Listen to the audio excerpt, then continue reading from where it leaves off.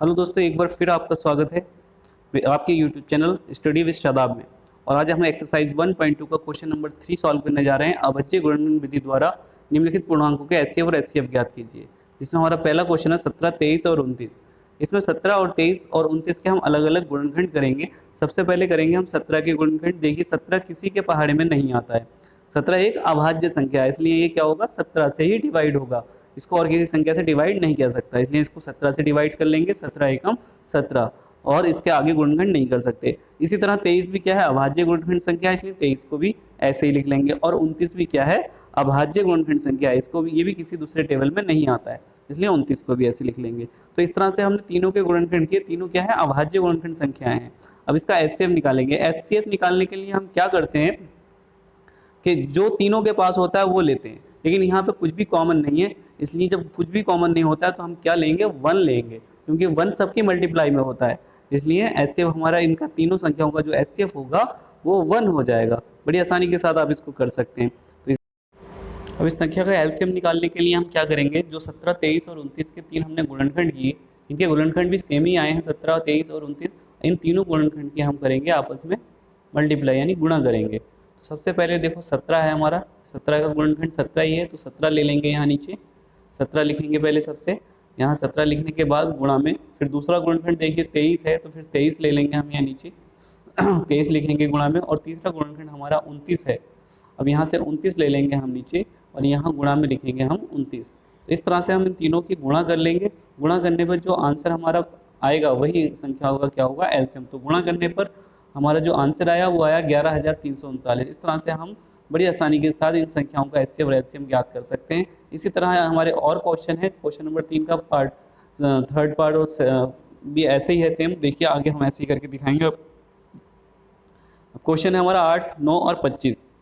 इसको भी हमें उसी तरीके से करने हैं। 8 और 9, 25 तीनों के हम गुणनखंड करेंगे। सबसे पहले 8 के गुणनखंड करेंगे, इसको 2 से डिवाइड करेंगे तो 2 चौक 8 होता है, फिर 2 से करेंगे 2 दूनी 4 होता है, और फिर 2 को करेंगे तो 2 एकम 2।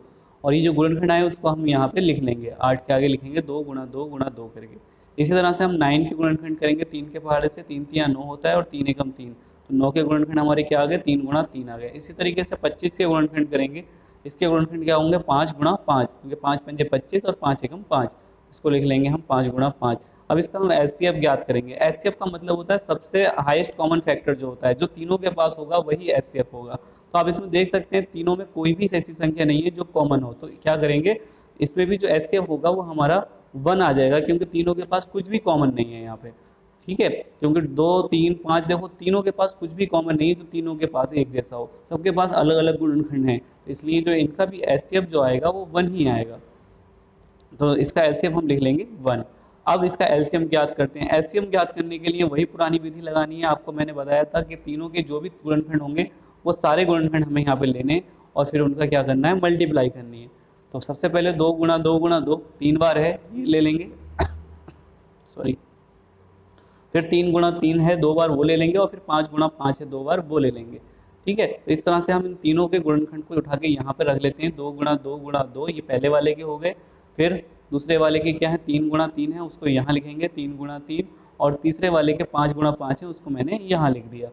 अब इन संख्याओं की हम गुणा कर लेंगे। जो भी हमारे गुणनखंड आए इनकी हम बड़े आराम से गुणा कर सकते हैं। देखिए 2 की गुणा 5 से करेंगे तो 10 आएगा, फिर दूसरे वाले 2 की गुणा 5 से करेंगे तो भी 10 आएगा, तो 10 ही हमारे पास 100 हो जाएगा। ठीक है, और फिर उसके बाद हम 2 की गुणा 3 से कर लेते हैं। अगर हम 2 की गुणा 3 से करेंगे तो 2 3 6 आएगा, और 6 की गुणा फिर 3 से करेंगे तो 6 3 18 आएगा। और पहले हमारा क्या आया था, 10 18 और 100 पहले आया था, क्योंकि 2 पंजे 10 और 2 पंजे 10, 10 नहीं 100। तो इस तरह से हम 18 की जब 100 से मल्टीप्लाई करेंगे तो हमारा 1800 आ जाएगा।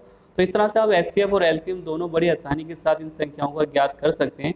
यही हमारा आंसर होगा। अभाज्य गुणनखंड विधि द्वारा इस तरह से आप एचसीएफ और एलसीएम दोनों ज्ञात कर सकते हैं। आइए चलते हैं नेक्स्ट क्वेश्चन पे। नेक्स्ट क्वेश्चन में हमारा क्या है, क्वेश्चन आप ध्यान से पढ़िएगा। क्वेश्चन में दिया है एचसीएफ 306 657 बराबर 9 दिया है, और एलसीएम 306 657 ज्ञात करना है। इसका मतलब हमें दो संख्याएं दे रखी हैं भाई, 306 और 657 दे रखी हैं, और एचसीएफ दे रखा है। हमें फाइंड क्या करना है, एलसीएम फाइंड करना है। क्वेश्चन समझ लोगे, बहुत आसानी से कर लोगे। क्वेश्चन समझ में नहीं आया, नहीं कर पाओगे। तो सबसे पहले हम क्या करेंगे, वो संख्याएं लिख लेते हैं दोनों।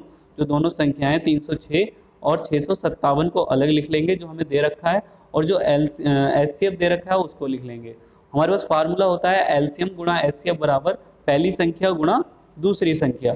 अब यहाँ पे आप ध्यान कर लीजिए, देखिए पहली संख्या एलसीएम तो हमारे पास है नहीं, एलसीएम तो हमें फाइंड करना है, तो एलसीएम को तो हम ऐसे ही रहने देंगे, एलसीएम की जगह हम कुछ नहीं लिखेंगे, तो एलसीएम तो हम ऐसे ही लिख लेंगे गुणा एचसीएफ की वैल्यू हमें 9 दे रखी है, देखिए ऊपर क्वेश्चन में दे रखी है एचसीएफ की वैल्यू कितनी 9 दे रखी है, तो एचसीएफ की जगह हम क्या रखेंगे 9 रख लेंगे नीचे, यहाँ पे लिख लिया 9 बराबर फर्स्ट यानी पहली संख्या हमारे पास क्या है 306 है, पहली संख्या 306 है, पहली संख्या की जगह पे 306 रख देंगे यहाँ पे और बीच में लगाएंगे गुणा का निशान, और दूसरी संख्या की जगह लिखेंगे हम, दूसरी संख्या हमारी 657 है, तो दूसरी संख्या की जगह लिख देंगे 657।